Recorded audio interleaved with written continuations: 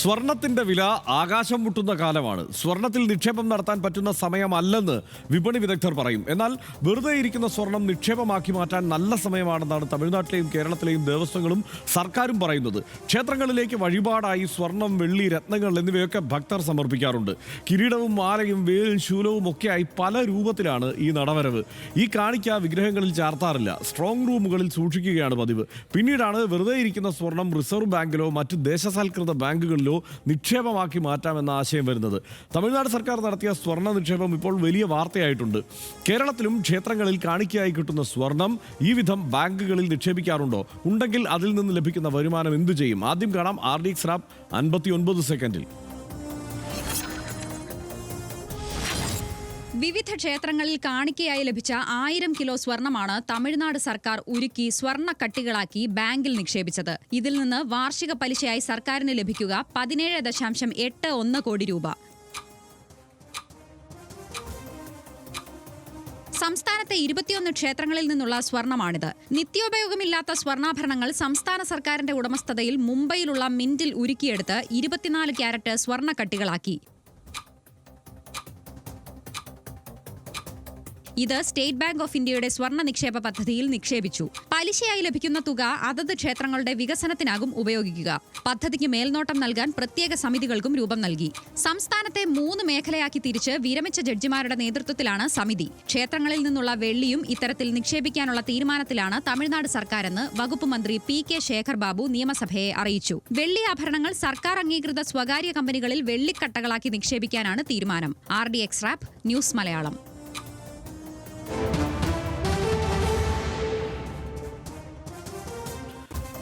തമിഴ്നാട്ടിൽ ഒരുക്കിയത് 21 ക്ഷേത്രങ്ങളിൽ നിന്നുള്ള സ്വർണമാണ്. ഉപയോഗിച്ചത് കാണിക്കയായി ലഭിച്ച 1000 കിലോഗ്രാമിലധികം സ്വർണം. സ്വർണ്ണമൊരുക്കി 24 കാരറ്റ് സ്വർണ്ണ കട്ടകളാക്കി മാറ്റി. SBIയുടെ സ്വർണ്ണ നിക്ഷേപ പദ്ധതിയിലേക്കാണ് ഇവ മാറ്റിയത്. വാർഷിക പലിശയായി ലഭിക്കുക 17.81 കോടി രൂപ. ഈ തുക ക്ഷേത്രങ്ങളുടെ വികസന പ്രവർത്തനങ്ങൾക്കാണ് ഉപയോഗിക്കുക.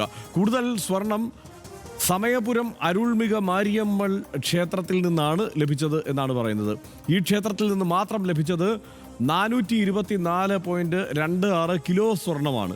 അടുത്ത പദ്ധതി ക്ഷേത്രങ്ങളിലെ വെള്ളി ഒരുക്കി നിക്ഷേപിക്കാനാണ്. പദ്ധതി നടപ്പാക്കുന്നത് 3 സമിതികൾ രൂപീകരിച്ചാണ്. കേരളവും ഉടൻ ഈ പദ്ധതി നടപ്പാക്കാൻ ആലോചിക്കുന്നു എന്നുള്ളതാണ്. ക്ഷേത്രങ്ങളിലെ സ്വർണം നിക്ഷേപ പദ്ധതിയിലേക്ക് മാറ്റാൻ കേരളവും ഒരുങ്ങുന്നു. ഉപയോഗിക്കുക തിരുവിതാംകൂർ ദേവസ്വം ബോർഡിന് കീഴിലെ ക്ഷേത്രങ്ങളിലെ സ്വർണമാണ്. നിത്യോപയോഗമില്ലാത്ത 520 കിലോ സ്വർണം ബാങ്കിലേക്ക് മാറ്റും. ദേവസ്വം ബോർഡ് പ്രതീക്ഷിക്കുന്നത് 1 വർഷം 8 കോടി രൂപയുടെ വരുമാനമാണ്. ഹൈക്കോടതി അനുമതിയോടെ പരിശോധനയും കണക്കെടുപ്പും പൂർത്തിയായി 5 വർഷത്തേക്ക് SBI തൃശൂർ ശാഖയ്ക്കാകും സ്വർണം കൈമാറുക. ഇനി ഈ സ്വർണത്തിൻ്റെയൊക്കെ മൂല്യം കണക്കാക്കുന്നത് എങ്ങനെയെന്ന് നോക്കാം. ക്ഷേത്രത്തിലെ സ്വർണം മൂല്യമനുസരിച്ച് 3 വിഭാഗമായി തരംതിരിക്കും. A കാറ്റഗറിയിലുള്ളത് ക്ഷേത്രങ്ങളിലെ പുരാതന മൂല്യമുള്ള സ്വർണമാണ്. B കാറ്റഗറി പൂജയ്ക്കും ഉത്സവത്തിനും നിത്യചടങ്ങുകൾക്കും ഉപയോഗിക്കുന്നത്. C കാറ്റഗറി ഭക്തർ സമർപ്പിക്കുന്ന കാണിക്കയിൽ ഉൾപ്പെടുന്നത്. നിക്ഷേപ പദ്ധതിയിലേക്ക് മാറ്റുന്നത് C കാറ്റഗറിയിലെ സ്വർണം മാത്രമാണ്. കാറ്റഗറി സിയിലെ സ്വർണം നിത്യപൂജയ്ക്ക് ഉപയോഗിക്കാറുമില്ല. തിരുപ്പതി വെങ്കടാചലപതി ക്ഷേത്രത്തിലേക്ക് ആ നിക്ഷേപ പദ്ധതിയിലുള്ളത് അവിടെയുള്ളത് 11,329 കിലോ സ്വർണമാണ്. വിവിധ ബാങ്കുകളിലെ സ്വർണത്തിൻ്റെ മൂല്യം 8,496 കോടി രൂപ വരെയാണ്. ഗുരുവായൂരിലെ സ്വർണം നോക്കിയാൽ 2024 കണക്ക് പ്രകാരം ദേവസ്വത്തിന് സ്വന്തമായുള്ളത് 1085 കിലോഗ്രാം സ്വർണമാണ്. SBIയുടെ 4 പദ്ധതികളിലായി നിക്ഷേപിച്ചിരിക്കുന്നത് 869.2 കിലോ സ്വർണം. പലിശയായി പ്രതിവർഷം ദേവസ്വത്തിന് ലഭിക്കുന്നത് 7 കോടിയിലേറെ രൂപയാണ്. നിത്യോപയോഗത്തിനായി ദേവസ്വത്തിനുള്ളത് 141 കിലോഗ്രാം സ്വർണം. ഇനി ശബരിമലയിലെ കാര്യം നോക്കിയാൽ 2024 വരെയുള്ള കണക്ക് ശബരിമലയിൽ സൂക്ഷിച്ചിരിക്കുന്നത് 227.82 കിലോഗ്രാം സ്വർണമാണ്. ഇതിൻ്റെ ആസ്തി മൂല്യം പൂർണ്ണമായി വെളിപ്പെടുത്താനാവില്ല എന്നാണ് ദേവസ്വം ബോർഡ് പറയുന്നത്. ശ്രീപത്മനാഭസ്വാമി ക്ഷേത്രത്തിലാണല്ലോ ഏറ്റവും കൂടുതൽ സ്വർണ്ണമുള്ളതായി അറിയാവുന്നത്. 1 ലക്ഷം കോടിയുടെ മൂല്യമുള്ള നിധിശേഖരം ഉണ്ടെന്ന് ആദ്യഘട്ടത്തിൽ കണ്ടെത്തിയിരുന്നു. അതൊരു ഏകദേശ കണക്കാണ്. സ്വർണ്ണ വിഗ്രഹം, ആഭരണം, നാണയങ്ങൾ, പുരാവസ്തുക്കൾ എന്നിവ ഉൾപ്പെടും. മുദ്ര വച്ച B നിലവറ ഒഴികെയുള്ള 5 നിലവറകളിലെ മാത്രം കണക്കാണിത്. മൂല്യനിർണ്ണയം കൃത്യമല്ലെന്ന വാദങ്ങളും വിവാദങ്ങളുമുണ്ട്. അതെടുത്തിപ്പോൾ പണയം വെക്കാൻ പോകുന്നില്ല കേട്ടോ. ഇനി അതാരും വിചാരിക്കുകയും വേണ്ട. എന്തായാലും സരീഷ്, ഈ ഇന്ത്യയിലെ ക്ഷേത്രങ്ങളിലുള്ള സ്വർണം എന്ന് പറയുന്നത് ലോകത്ത് മൊത്തമുള്ള സ്വർണത്തിൻ്റെ ഏതാണ്ട് 15% വരുമെന്നൊക്കെയാണ് പറയപ്പെടുന്നത്. അപ്പോഴാണ് ഇങ്ങനെ ഒരു ആലോചന. ഈ ക്ഷേത്രങ്ങളുടെ നിത്യനിദാന ചെലവിനോ അതിൻ്റെ അറ്റകുറ്റപ്പണിക്കോ പണം തികയാതെ വരുന്നു. സർക്കാർ വലിയ തോതിൽ പണം കൊടുക്കേണ്ടി വരുമ്പോഴാണ് ഇത്രയധികം സ്വർണം ഒരു കാര്യമില്ലാതെ ഇങ്ങനെ അവിടെ കെട്ടിക്കിടക്കുന്നത് എന്നുള്ള അവസ്ഥയുണ്ട്. അതിൽ തന്നെ ഈ സി കാറ്റഗറിയിൽ പെടുന്ന, അതായത് ഭക്തർ കൊടുക്കുന്ന സ്വർണം മാത്രം എടുത്ത് അത് ഈ പറഞ്ഞതുപോലെ ബാങ്കിലേക്ക് മാറ്റിക്കൊണ്ട് ആ പണമെടുത്ത് അതിൻ്റെ പലിശയെടുത്ത് ക്ഷേത്രത്തിൻ്റെ ചെലവുകൾ നടത്തുക, അതൊരു ശരിയായ രീതിയല്ലേ? ഉറപ്പായിട്ടും അത്ഭുതകരമായ കണക്കാണല്ലോ അത്. കിലോ കണക്കിന് സ്വർണം ആണല്ലോ അമ്പലങ്ങളിൽ വെച്ചിരിക്കുന്നതെന്ന് വെച്ചാൽ ആളുകൾ ചെറിയ നേരിയ പവന് മേൽ വിലമതിക്കുന്ന, അല്ലെങ്കിൽ നിസ്സാരമായ തുള്ളി സ്വർണത്തിന് പോലും വലിയ വിലയുള്ള ഇത്രയും വലിയ ഒരു ലോഹം ഇത്രയും കോടിക്കണക്കിന് കിലോ അവിടെ നിൽക്കുകയാണെന്നത് വലിയ അത്ഭുതകരമായിട്ടുള്ള കാര്യമാണ്. ഇത് ഇങ്ങനെ ചെയ്യുന്നത് വളരെ നല്ലതാണ്. നമ്മളിപ്പോൾ 2-3 കുറേ ദിവസമായിട്ട് വഖഫ് സ്വത്തുക്കളെ പറ്റിയാണല്ലോ ചർച്ച. വഖഫ് എന്ന് വെച്ചാൽ വിശ്വാസികൾ ദൈവത്തിങ്കിലേക്ക് സമർപ്പിക്കുന്നത്. അത് തന്നെയാണല്ലോ യഥാർത്ഥത്തിൽ ഇവിടെ ഹിന്ദുമത വിശ്വാസികൾ അമ്പലങ്ങളിൽ സ്വർണം സമർപ്പിക്കുകയാണ്. നമ്മളിപ്പോൾ ശബരിമലയിലൊക്കെ ഇപ്പോൾ വലിയ കണക്ക് പറഞ്ഞില്ലേ, ശബരിമലയിൽ കേരളത്തിൽ നിന്നും കർണാടകയിൽ നിന്നും തമിഴ്നാട്ടിൽ നിന്നൊക്കെ ആളുകൾ വന്നിട്ട് സ്വർണം സമർപ്പിക്കുകയാണ് ദേവന്. അവരുടെ സ്വർണ്ണമാണ് ഏറ്റവും മൂല്യവത്തായിട്ട് മനുഷ്യൻ കാണുന്ന ഒരു കാര്യം. അത് ദൈവത്തിങ്കിലേക്ക് സമർപ്പിക്കുക എന്ന് വെച്ചാൽ അവരുടെ വിശ്വാസത്തിൻ്റെ തീവ്രതയാണ് വലുതാകുന്നത്. അപ്പോൾ ഇസ്ലാം മതത്തിൽ വഖഫ് എന്ന പോലെ ഇവിടെ ഇത് നമ്മൾ അങ്ങനെ കാണണം. പക്ഷെ അത് ഈ ദൈവത്തിങ്കിലേക്ക് സമർപ്പിക്കുന്ന സ്വത്ത് എന്തിനു വേണ്ടി ഉപയോഗിക്കണം? വെറുതെ വെക്കാനായിരിക്കുമോ ദൈവം ആഗ്രഹിക്കുക എന്ന് ചോദിച്ചാൽ ചില ആളുകൾ പറയുക അങ്ങനെയല്ല. അത് പൊതു ആവശ്യത്തിന് വേണ്ടി തന്നെയും ഉപയോഗിക്കുന്നതാണ് ദൈവത്തിനും പൊതുസമൂഹത്തിനകത്ത് തന്നെയും ഗുണകരമല്ല, ദൈവത്തിന് സന്തോഷമാകുക എന്ന് ചില വിശ്വാസികളെങ്കിലും പറയും. അതുകൊണ്ട് തമിഴ്നാട് അങ്ങനെ ഒരു നിലപാടെടുത്തിരിക്കും. ഇതിപ്പോൾ ഞാനിപ്പോൾ വായിച്ചപ്പോൾ കണ്ടത് തമിഴ്നാട് ഇടക്കാലത്ത് ഇത് കോടതിയിലൊരു കേസായിരുന്നു കേട്ടോ. അവിടെ പ്രശ്നമുണ്ടായിരുന്നു, അവിടെയും വിമർശനം ഉണ്ടായിരുന്നു.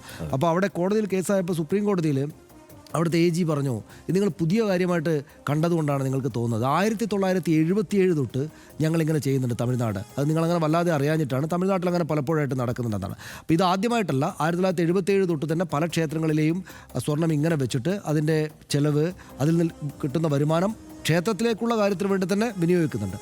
പക്ഷേ കേരളത്തിൽ ഇത് ചെയ്യുന്നുണ്ടെന്ന് കേൾക്കുന്നു. കേരളത്തിൽ ഇത് ചെയ്താൽ ഇത്ര എളുപ്പത്തിൽ തമിഴ്നാട്ടിൽ എന്ന പോലെ കാര്യങ്ങൾ ക്ഷേത്രത്തിൻ്റെ ചെലവിന് വേണ്ടി മാത്രമായിട്ട് എടുത്താൽ പോലും വലിയ വിമർശനങ്ങളും മറ്റുമൊക്കെ ഉണ്ടാകില്ലേ എന്ന് ഞാൻ ഭയപ്പെടുകയാണ്, അല്ലെങ്കിൽ ഞാൻ വെറുതെ സംശയിക്കുകയാണ്. കാരണം ഇവിടെ അല്ലെങ്കിൽ തന്നെയും സർക്കാർ ദേവസ്വത്തിൻ്റെ സ്വത്ത് അനാവശ്യമായിട്ട് ഇടപെടുന്നു എന്ന ഒട്ടും അടിസ്ഥാനമില്ലാത്ത കഥകളും ആരോപണങ്ങളും നിരവധിയായിട്ട് അന്തരീക്ഷത്തിൽ കറങ്ങുന്ന ഒരു നാടാണ് ഇവിടെ. അപ്പോൾ സ്വാഭാവികമായിട്ടും അമ്പലത്തിലുള്ള ഈ സ്വർണം എടുത്തിട്ട് ഈ നിലക്ക് ക്ഷേത്രങ്ങൾക്ക് വേണ്ടി തന്നെ ഉപയോഗിക്കുകയാണെന്ന് പറഞ്ഞാൽ പോലും ആരെങ്കിലുമൊക്കെ 4-5 ആളുകൾ കുറച്ച് ബഹളമൊക്കെ ആക്കി വരുമെന്നാണ് എനിക്ക് തോന്നുന്നത്. പക്ഷേ യഥാർത്ഥത്തിൽ ഇത് ഈ നിലക്ക് വെറുതെ സ്വർണ്ണം അവിടെ വെക്കാതെ അത് പൊതു ആവശ്യത്തിന് വേണ്ടിയിട്ട് ഏറ്റവും ചുരുങ്ങിയത് ഈ അമ്പലങ്ങളുടെ ക്ഷേത്രങ്ങളുടെ ഗുണകരമായിട്ടുള്ള കാര്യങ്ങൾക്കെങ്കിലും ഉപയോഗിക്കുന്നത് നന്നായിരിക്കും. തമിഴ്നാട്ടിൽ ചെയ്തിരിക്കുന്നത് നല്ല കാര്യമാണെന്നാണ് ഞാൻ വിചാരിക്കുന്നത്. തീർച്ചയായും തിരുപ്പതി ക്ഷേത്രത്തിൽ ഏറ്റവും കൂടുതൽ സ്വർണ്ണശേഖരം അങ്ങനെ സ്വതന്ത്രമായി അവർ വിനിയോഗിച്ചു തുടങ്ങിയിരിക്കുന്നതെന്ന് തിരുപ്പതിയാണല്ലോ.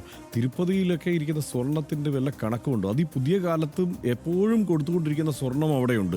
ഈ സ്വർണം അവിടെ വെറുതെ കെട്ടിക്കിടന്നത് കൊണ്ട് ഭക്തർക്ക് എന്ത് പ്രയോജനമാണ്, അല്ലെങ്കിൽ ദേവൻ എന്ത് പ്രയോജനമാണ് എന്നുള്ളത് ആലോചിക്കണമല്ലോ. ഈ ക്ഷേത്രത്തിൻ്റെ നടത്തിപ്പിന് വേണ്ടി ആ തുക ചെലവഴിക്കാൻ പറ്റുമെങ്കിൽ അത് തന്നെയല്ലേ ഏറ്റവും നല്ലത്.